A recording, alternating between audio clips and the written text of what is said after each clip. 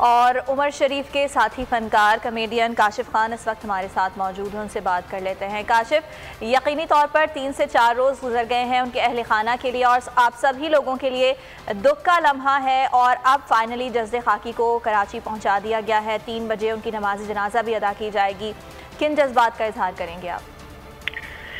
بس یہی ہے، یہ جو کمی ہے یا یہ جو غم ہے یہ تو بلایا نہیں جا سکتا، اور جب انسان دور ہوتا ہے اپنوں سے دور، اور اگر وہ اپنے خالق حقیقی سے جا ملے تو اب جو غم ہے وہ زیادہ تازہ ہے آج کے دن۔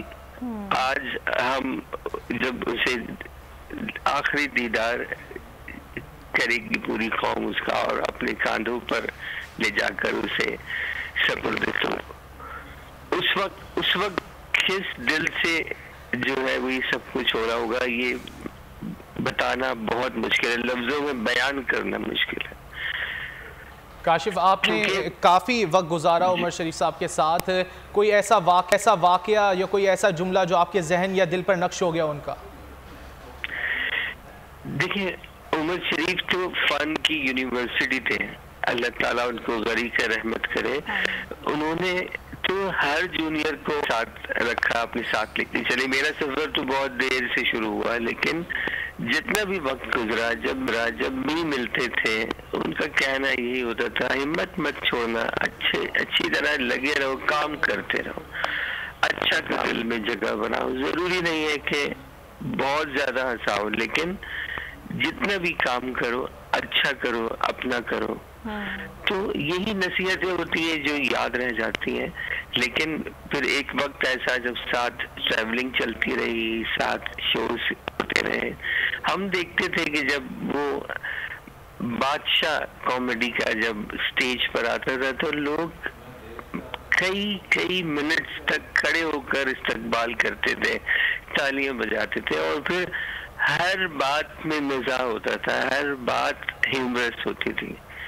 تو یہ تو دل کو اس بات کو سمجھانا مشکل ہو رہا ہے کہ اب وہ لمحات کہاں سے لائیں گے، وہ محفل کہاں سے لائیں گے، وہ جو اس کی صحبت سے سیکھتے تھے وہ کیسے ہوگا۔